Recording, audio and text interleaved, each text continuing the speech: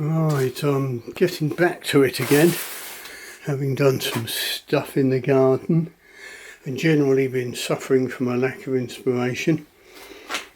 Oh, by the way, the £120 hickory seemed a bit too much for my mate JT, but he's hanging on to it for now, and if he can train up and work it, fine. If not, I'll take a few pound off it. Anyhow, back to the plot.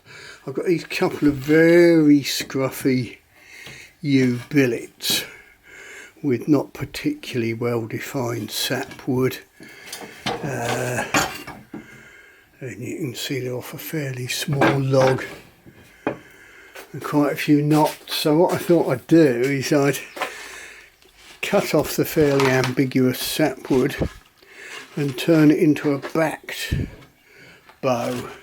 Now I might bamboo back it, or I might back it with ash or something.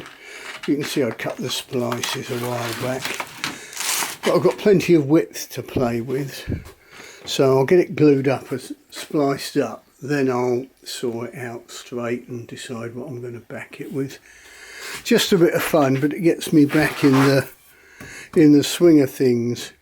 This was January 2024, so it's over a year old, and it's from one of the guys at the club, name of Martin, so thank you Martin. But yeah, you can see it's a bit sort of scruffy wuffy,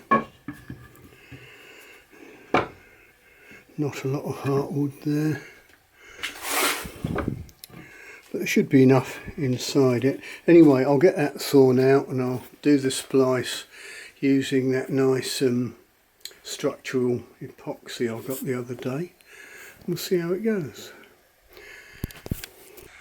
One of the things about trying to get a splice to fit accurately is knowing how much you can take off and how to work it.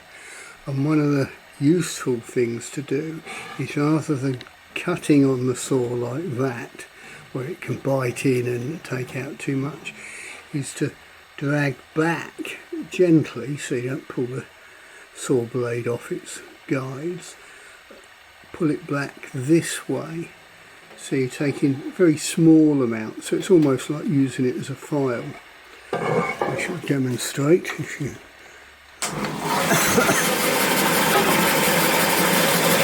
So I know we're a bit tight at that end.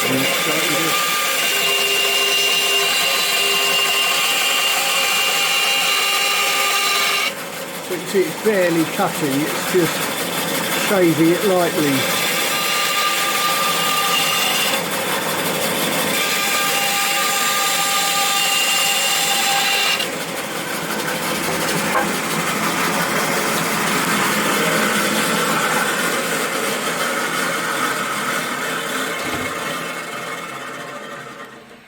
There, you just see it's taking a whisker off, and that will help the fit. There, you can see at the moment I've got a fairly hideous fit, but what I did there is, now this line's a bit better, so I've got a slight hump here that could do to come off. It's just gentle fiddling and fettling. I heard someone once say, oh, I can never get splices and patches to hold.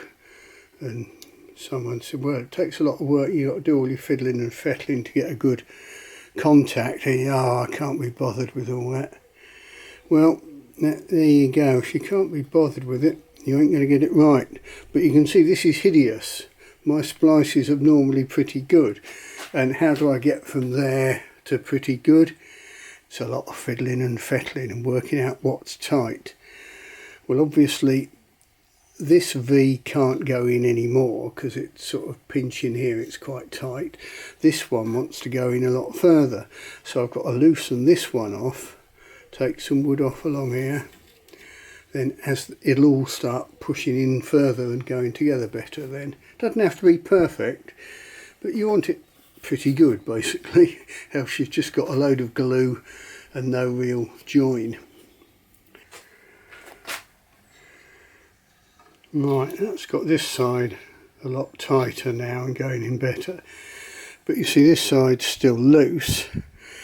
But what I can do, I can clean up the straight edge of this finger, put that on the belt sander, and if I've got a bit of a gap here, that can be clamped.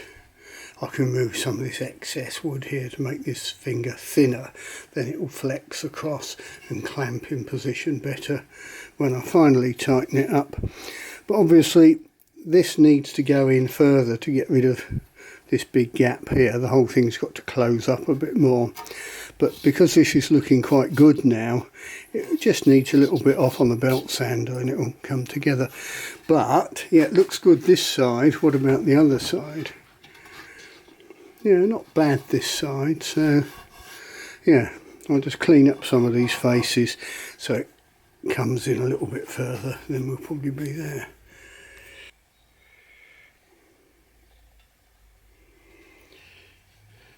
Now I took quite a bit off this face here on the belt sander to enable this finger to go in further, which has allowed that side to go in further.